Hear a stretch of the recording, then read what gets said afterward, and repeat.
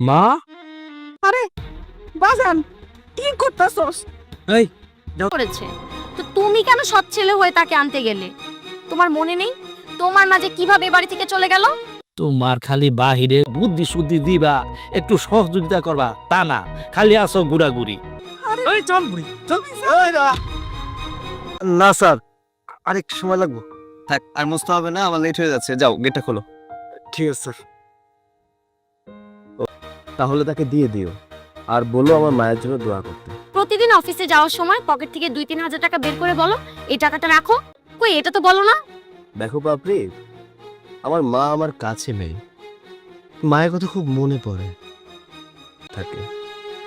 যেই মা তোমাকে রেখে তার আপন ছেলের সঙ্গে চলে গেছে, ওই মা তোমাকে ঠিকমতো ভালোবাসে না। ওই মার জন্য তোমার এত দরদ। শব্দটা না অনেক মূল্যবান। আমি আমার মাকে অনেক বেশি ভালোবাসি, সে আমাকে যতই তুচ্ছ তাচ্ছিল্য করুক না কেন। ওগুলো যদি আমরা জমাতাম তাহলে সামনে আমাদের কাজে লাগতো। শোনো, আমি জানি বাবা মায়ের জন্য সন্তানের দোয়াই যথেষ্ট। মা যেন ভালো থাকে। হয়েছে, থাক। তোমার সঙ্গে কথা বলে কোনো লাভ নাই, কারণ তুমি তোমারটাই বুঝো। আমি তোমাকে যাই বুঝাই না কেন, তুমি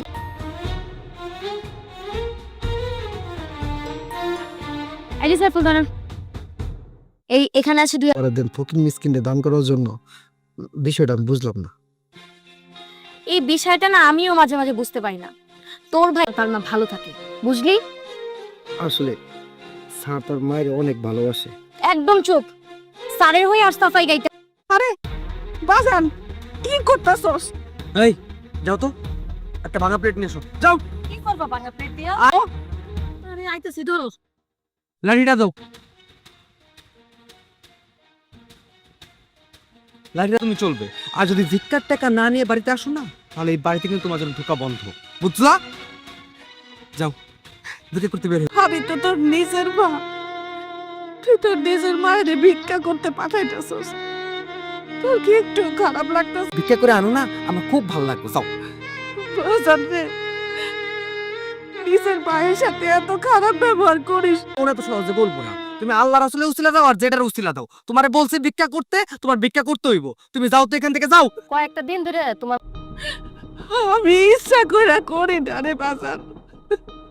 সেই জন্য তোমারে কইতাছি, তোমার বাড়িতে থাকতেই হইব না।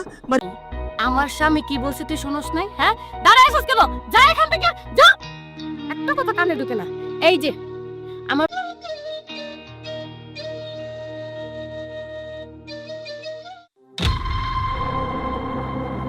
মা,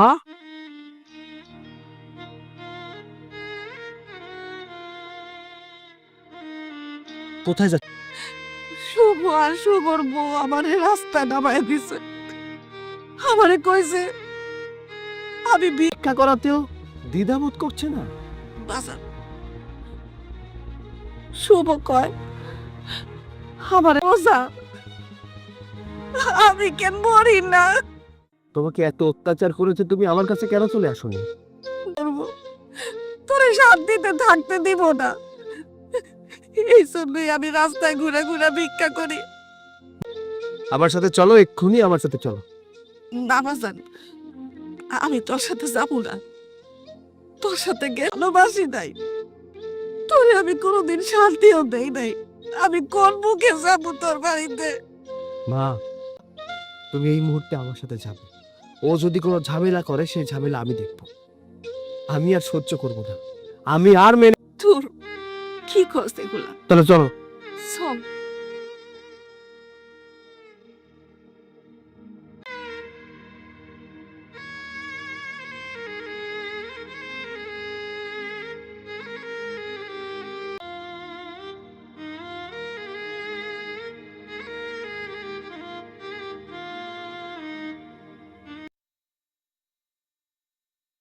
পাপড়ি, তোমার গাড়ির আওয়াজ পেয়ে বের হলাম। ও নাকি মাকে বাড়ি থেকে বের করে দিয়েছে, তাই মা রাস্তায় রাস্তায় ভিক্ষা করছিল। আমার মা রাস্তায় রাস্তায় ভিক্ষা করবে সেটা তো আমি দেখতে। তুই তাকে আনতে গেলে, তোমার মনে নেই তোমার মা যে কিভাবে বাড়ি থেকে চলে গেল? দেখো, তুমি ফালতু কথা বলো না। শব্দটা অনেক দামি, তাই আমি মা শব্দের অসম্মান করতে পারবো না। ও, এখন থেকে তোমার মা তার মানে এই বাড়িতেই থাকবে? তার করা না হয়, আমি যেমন আমার মাকে সম্মান করি ঠিক তেমনি আমিও চাইবো তুমি আমার মাকে সম্মান করো। যাও, মায়ের জন্য খাবারের ব্যবস্থা।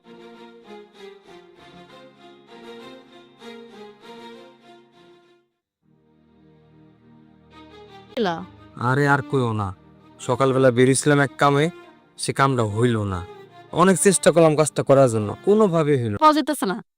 আচ্ছা বাদ দাও না, ভালো কথা। মা আইছিল বাড়ি? না, তোমার মা এখন আইছে না।